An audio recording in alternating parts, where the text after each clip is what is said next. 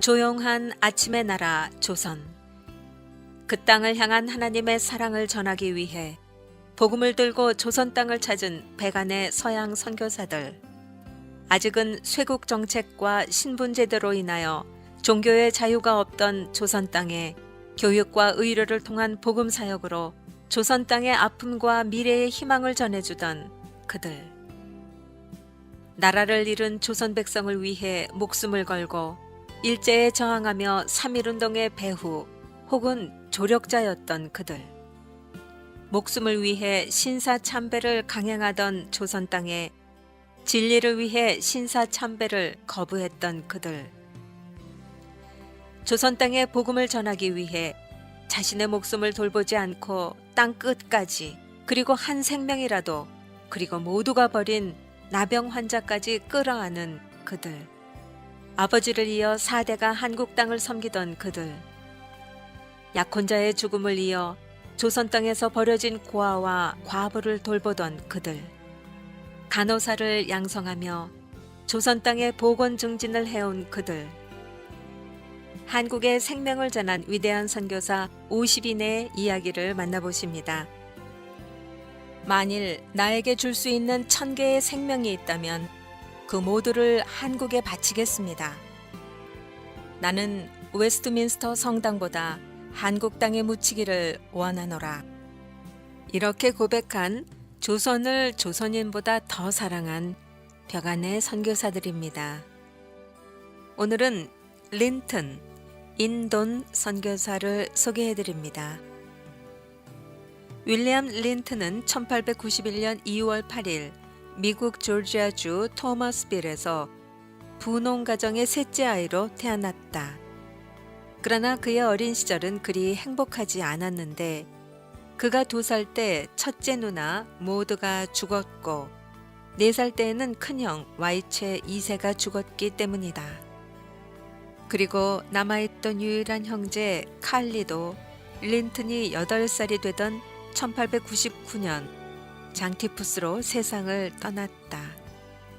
그렇게 형제를 모두 잃은 린튼은 1901년부터 부모님이 별거를 시작하면서 부모의 사랑도 받지 못하고 형제도 없이 홀로 외롭게 성장해야 했다. 그런데 린튼이 대학교 진학을 위해 아틀란타로 옮긴 이듬해인 1908년 어머니마저 오랜 병고로 세상을 떠났다.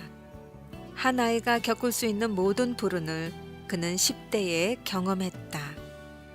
그럼에도 불구하고 린튼은 조지아 공대에 진학해 용기 있고 존경받고 친구들에게 호감을 주는 착한 사람으로 성장했다.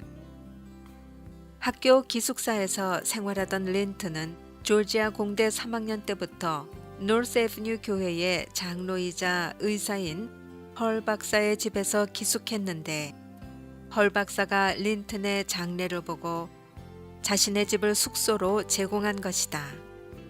끊임없이 누군가를 잃어버리는 삶을 살아온 그에게 헐 박사는 하나님이 보낸 한 줄기 희망의 빛이었다. 어린 청소년기의 캄캄한 구름을 하나님이 서서히 제거해 주기 시작했다.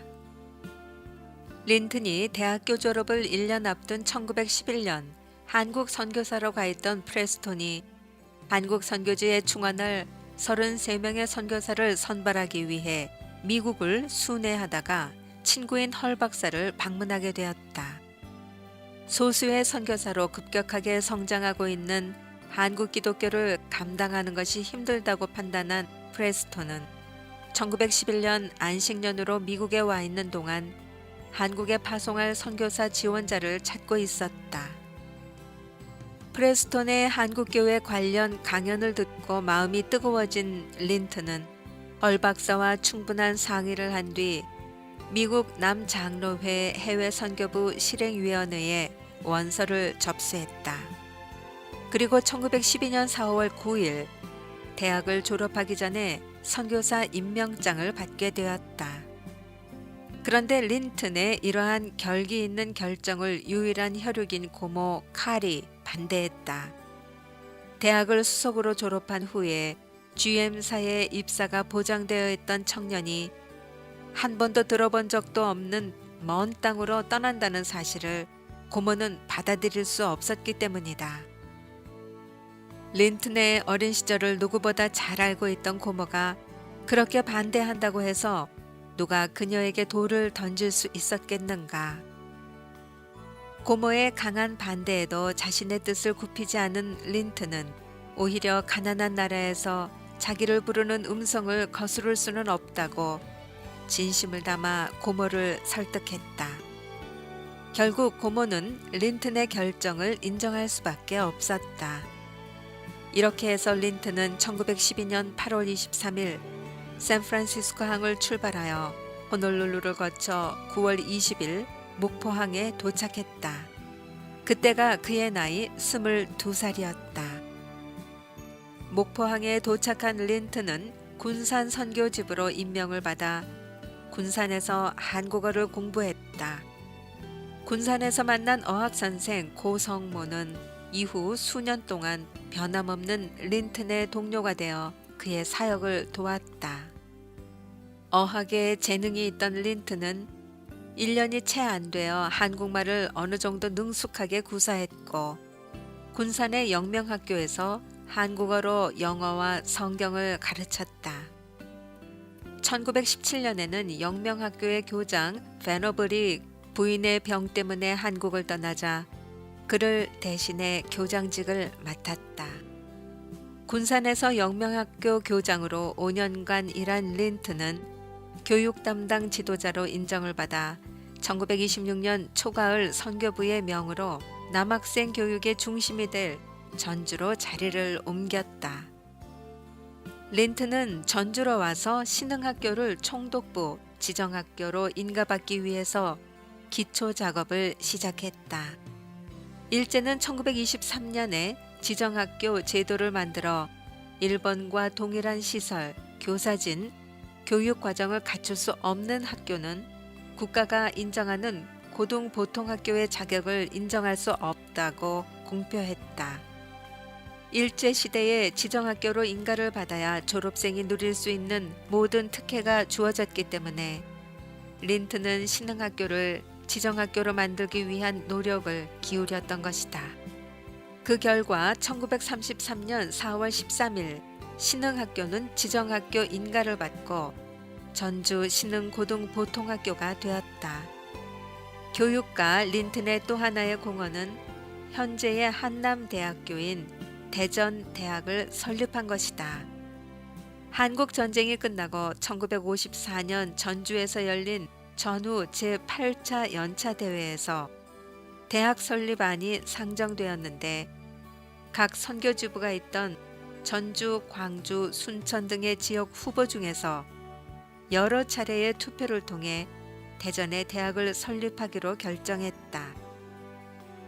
이에 선교부는 린튼을 대학을 이끌 지도자로 임명하고 린튼은 호퍼, 조여섭, 루트, 유화래, 서머빌, 서의필, 크림, 김기수, 크레인, 구바울 등을 대학 위원으로 지명해 건축과 교과 과정을 논의하며 기독교 학교를 세우기 위해 준비를 했다. 1954년 9월 16일 미국 해외 선교부로부터 대학 설립을 승인받은 후 대구의 계명대학을 살펴보고 1955년 1월에는 전주에서 대학위원회를 소집하는 등 개교를 위한 준비를 계속했다.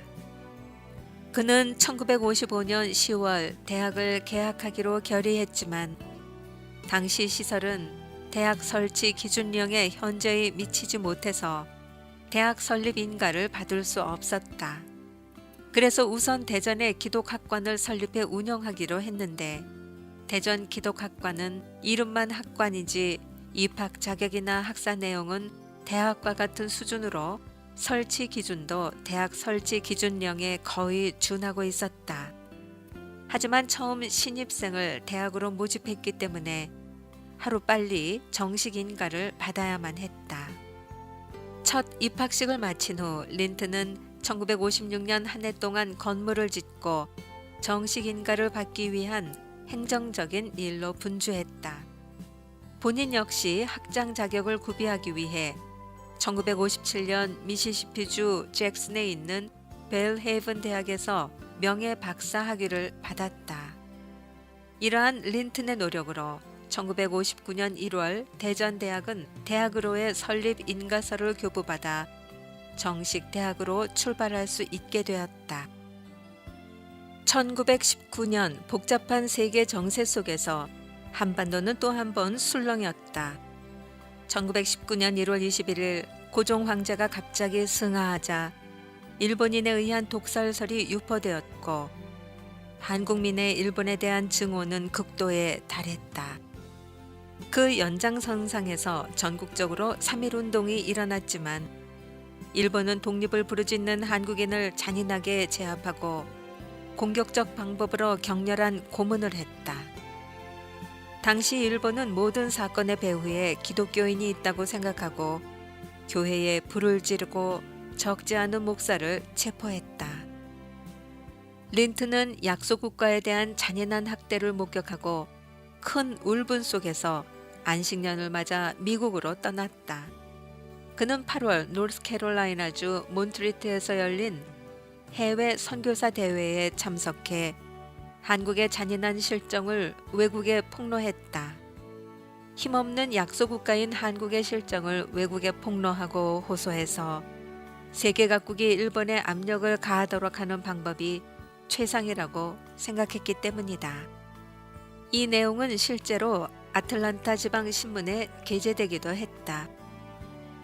린튼은 1921년 6월 컬럼비아 사범대학에서 교육학 석사 학위를 받고 그해 여름 몬트리트에서 열린 남장로교 선교회 모임을 끝으로 8월에 한국으로의 출국 준비를 하고 있었다. 이때 린튼은 평생을 함께할 동반자를 만나게 되는데 그녀는 바로 유진 벨의 딸 샬롯 인사례였다.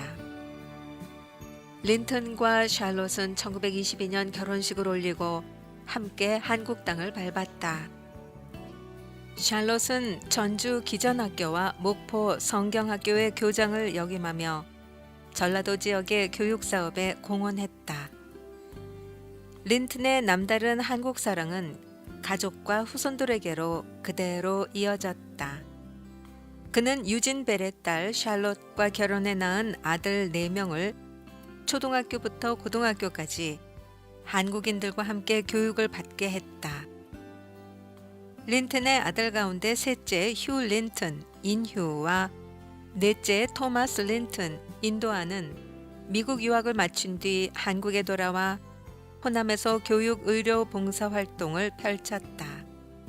특히 휴 린튼은 한국 전쟁 당시 해군 장교로 인천 상륙 작전에 참여하는 등 남다른 한국 사랑을 보여주었다. 휴의 부인 루이스 인애자도 순천에서 결핵 재활원을 운영하며 30년 이상 결핵 퇴치 사업에 기여한 공로를 인정받아 국민훈장과 호암상을 받았다. 휴 린튼의 아들 스티브 린튼 인세바는 중조부의 한국 선교 100주년이 되던 1994년 유진벨 재단을 설립해서 북한 의료 지원 사업을 펼치고 있다. 한국에서 대학까지 졸업한 그는 1997년부터 50여 차례 북한을 방문해서 김일성 주석도 수차례 만난 북한 전문가로서 미국과 한국을 오가며 한국 사랑을 실천했다. 또한 그의 동생 존 린튼 인요한은 한국에서 태어나 연세대 의대를 졸업하고 현재 세브란스 병원 국제진료센터 소장으로 일하면서 유진 벨로 시작하여 린튼을 거친 한국 사랑을 지속하고 있다.